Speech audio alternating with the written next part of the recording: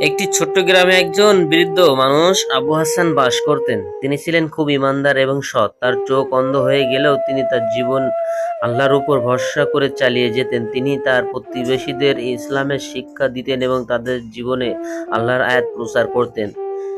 একদিন তার প্রতিবেশীরা তাকে জিজ্ঞাসা করলেন, আপনি যখন চোখ দেখতে পান না তখন আপনি কিভাবে জীবন আলোকিত করেন? আবু হাসান হাসলেন এবং বললেন, আমার চোখ অন্ধ হলেও আমার মন আল্লাহ আলোতেই আলোকিত।